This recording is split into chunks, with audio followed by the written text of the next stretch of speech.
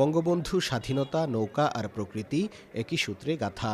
অপরূপ প্রকৃতির লাল সবুজ ফসলের মাঠে রঙিন লাল শাক আর সরিষা রোপণ করে পরম মমতায় বঙ্গবন্ধু শেখ মুজিবুর রহমানের প্রতিকৃতি ও স্মৃতিসৌধ এঁকেছেন ঈশ্বরগঞ্জের কৃষক আব্দুল কাদির।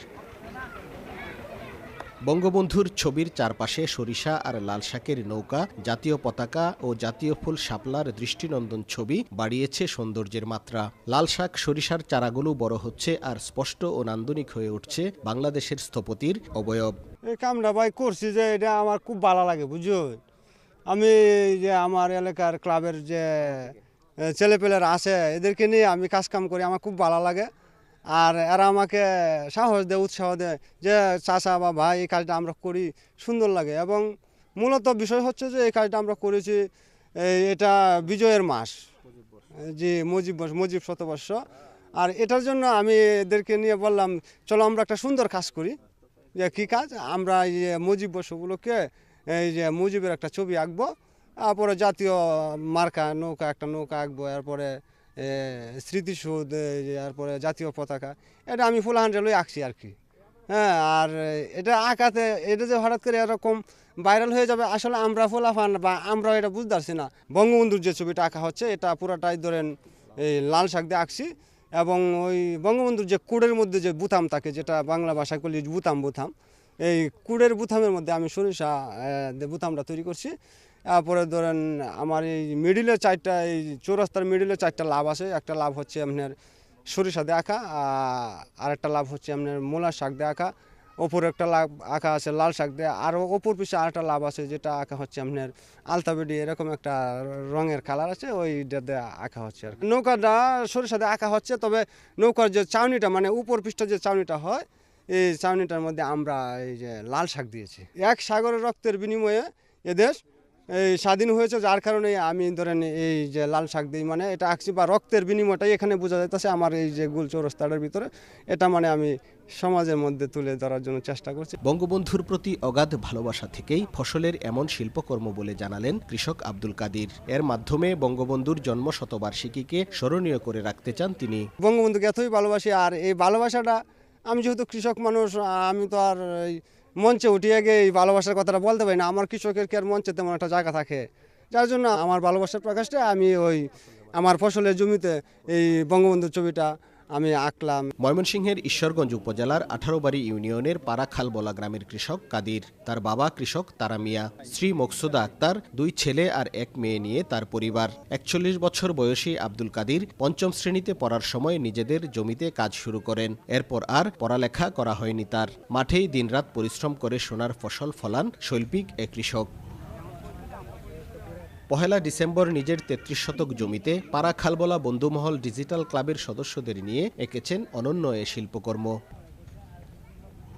চারিদিকে যখন ভাস্কর্য নিয়ে তোলপাড় চলছে, সে সময় সরিষা ও লাল শাক দিয়ে নিজের জমিতে পরম মমতায় রূপ দিয়েছেন জাতির জনক বঙ্গবন্ধু শেখ মুজিবুর রহমানের প্রতিকৃতি। এমন কাজে জড়িত থাকতে পেরে গর্বিত বন্ধুমহল ক্লাবের সদস্যরাও। কাদের কাকা এরকম একটা উদ্যোগ নেওয়ার পরে আমাদেরকে বলছে যে আমি এরকম একটা উদ্যোগ নিছি, তোরা কি করছে। আমাদের ক্লাবের সদস্য যারা আছে সবাই যখন কইছে তখন আমরা সিদ্ধান্ত নিলাম ঠিক আছে, করলে ভালো হয় এরকম একটা উদ্যোগ। তারপর আমরা যখন জমি চাষ থেকে শুরু করে মানে বপন করা পর্যন্ত, বপন করা সব কিছুই আমরা সহযোগিতা করছি। বঙ্গবন্ধুর ছবি, নৌকার এই ছবি যখন বাসছে তখন এখন কিন্তু আমরা অনেক মানে ভালো লাগতেছে, আনন্দ লাগতেছে, দেখে অনেকে মানুষ আসতেছে, দেখতেছে। রাত পোহালেই এখানে আসলে মনে হয় যে বঙ্গবন্ধু মরে নাই। বঙ্গবন্ধুকে অনেক মানুষ আসে এখানে দেখতে। আমার এখানে আমি আসলে আমার মনে হয়ে যায় যে যদি পদ্মা, মেঘনা, যমুনা যতদিন থাকবে এই বঙ্গবন্ধু শেখ মুজিবুরের ছবি ততদিন বলমান থাকবে। এই কাজগুলা আমরা সবাই করছি, অনেক আমরা নিজেরাও গর্বিত হয়েছি এই কাজগুলা করে। এই যিনি বঙ্গবন্ধু ছবি অঙ্কন করেছেন উনি আমাদের ক্লাবের সম্মানিত একজন উপদেষ্টা মণ্ডল। উনার পরামর্শে উনি চেয়েছিলেন যে মুজিব শতবর্ষ উপলক্ষে বঙ্গবন্ধুর ছবি অঙ্কন করে জাতিকে একটা উপহার দেবো, তখন আমরা বলেছিলাম যে আমরাও আপনার সাথে সহযোগিতায় আছি। পরে উনি আমাদের সাথে নিয়ে এই ছবি অঙ্কন করলেন। এখানে এই অঙ্কন করার পর থেকে হাজারো মানুষের সমাগম আমরা দেখতে পাচ্ছি এখন। আব্দুল কাদিরের ফসলের ক্ষেতে বঙ্গবন্ধু আর স্মৃতিসৌধ দেখতে দূর দূরান্ত থেকে মানুষ আসেন। কৃষির শৈল্পিক বুনন দেখে বিমোহিত হন দর্শনার্থীরা। আর কৃষক কাদিরের পাশে থাকার জন্য অনুরোধ জানিয়েছেন স্থানীয় জনপ্রতিনিধি। এলাকার একজন কৃষক বঙ্গবন্ধুর ছবি নিয়ে, নৌকা নিয়ে, স্মৃতিসৌধ নিয়ে, জাতীয় পতাকা নিয়ে ছবি তৈরি করছে, অনেক সুন্দর লাগছে। সরিষা গাছ দিয়া, লাল শাক দিয়া যে তৈরি করছে, এটা আমার জীবনে প্রথম দেখলাম। আমি অনেক দূর থেকে আসছি, আমার মতো অনেক লোক অনেক দূর থেকে আইসা এই ছবিগুলা দেখতেছে। দৃষ্টিনন্দন একটা জিনিস তৈরি করছি। সবুজ শ্যামল যে বঙ্গবন্ধু ছবিটা এঁকেছে আমার কাছে অনেক ভালো লাগছে। আমি যারা এটা করিয়েছে তাদেরকে আমি ধন্যবাদ জানাই। আমার কাছে এই সবুজ দৃশ্য দেখে খুব ভালো লাগছে এবং মুজিবের ছবি এখানে আছে, আমার খুব ভালো লাগে। আমি প্রায় আইসা আমি এগুলি দেখি। এখানে আসলে মনে হয় যে মুজিব আমাদের সামনে বেশি ওঠে। অনেকে আবার দেখার পরে এটা ফেসবুকে দিছে, উনি দেখতে আসে, এটা দেখে অনেকে আর ছবি টবি নেয়, অনেকে প্রশংসা করে। খুবই ভালো, উনি একটু ভালো উদ্যোগ নিয়েছে। কাদির ভাইয়ের এই কাজে আমরা এই গর্বিত। সুন্দরতা বললে আমি শেষই করতাম না। বঙ্গবন্ধু স্মৃতিটা করছেন, এই জন্য আরো বেশি আনন্দিত হচ্ছি। পতাকা তুলছে, সাপলা তুলছে, এটার জন্য আরো বেশি আনন্দিত হচ্ছি। দেশের বিভিন্ন জায়গা থেকে লোকজন আসতেছে, দেখতেছে, এতে তো আমরা খুব সন্তুষ্ট। কৃষক আব্দুল কাদির ভাই মুজিব শতবর্ষ উপলক্ষে তিনি বঙ্গবন্ধুর প্রতিচ্ছবি এবং নৌকা এবং মুজিব শতবর্ষ দিয়ে তিনি এই বৃত্তের ভিতরে সুন্দরভাবে এই এলাকারকে জাগ্রত করেছে এবং এটা দেখার জন্যে এলাকার শত শত মানুষ ওই মুজিব শতবর্ষ উপলক্ষে এখানে এসে ভিড় করছে। আমি এটাকে এমন একটা বড় বিষয় হিসাবে দেখব, যেটা আসলে কোনো ফসলের মাঠে না। আমি মনে করি যেটা তার হৃদয়ে ধারণ করে, এটা হৃদয়ের অঙ্কনের মাধ্যমে, তার ফসলের মাঠে অঙ্কনের মাধ্যমে এটা বঙ্গবন্ধুকে উনি কত ভালোবাসে। এদেশের মানুষ, কৃষক মানুষ, এই খেটে খাওয়া মানুষ বঙ্গবন্ধুকে কত ভালোবাসে, ওনার মাধ্যমে এটার বহিঃপ্রকাশ বলে আমি মনে করি। এবং আমি নিজেকে ধন্য মনে করি যে এলাকায় একজন সাধারণ কৃষক বঙ্গবন্ধুকে হৃদয়ে ধারণ করে তার ফসলের মাঠে বঙ্গবন্ধুর প্রতিচ্ছবি অঙ্কন করেছে। স্মৃতিসৌধ, এদেশের স্বাধীনতার প্রতীক নৌকা, অঙ্কন জাতীয় পতাকা, এগুলো সমন্বয়ে নিজেই শিল্প ওনার ইয়ার মাধ্যমে যেটা ফুটিয়ে উঠেছে। এইসব কৃষকদেরকে সরকারি প্রণোদনা বা সরকারি সহযোগিতার মাধ্যমে তাদেরকে আরও বেশি উৎসাহিত করার জন্য আমি সরকার এবং সংশ্লিষ্ট সকলের প্রতি অনুরোধ জানাবো।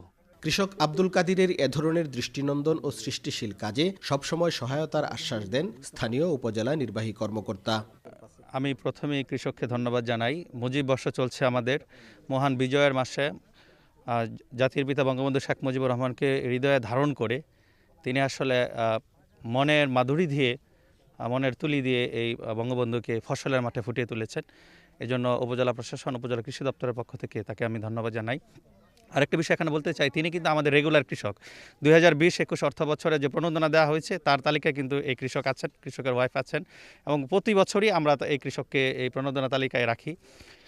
আর এটা আমি দুটো বিষয় এখানে বিবেচনা করব। কৃষক আসলে ফসলের মাঠে কৃষকের হাসি বঙ্গবন্ধু দেখতে চাইতেন, কারণ বঙ্গবন্ধু মা, মাটি এবং কৃষক মানুষকে ভালোবাসতেন। তারই প্রতিফলন একজন কৃষক এই তার ফসলের মাঠে বঙ্গবন্ধুকে প্রতিস্থাপন করেছেন। আর দেশ জুড়ে আপনারা দেখেছেন কুষ্টিয়াতে একটি বঙ্গবন্ধুর ভাস্কর্য ভাঙচুর করা হয়েছে, কিন্তু এখানে আমরা দেখেছি এই কৃষক কিন্তু বঙ্গবন্ধুকে ভালোবেসে হৃদয়ে ধারণ করে ফসলের মাঠে কৃষককে বঙ্গবন্ধুকে প্রতিস্থাপন করেছেন।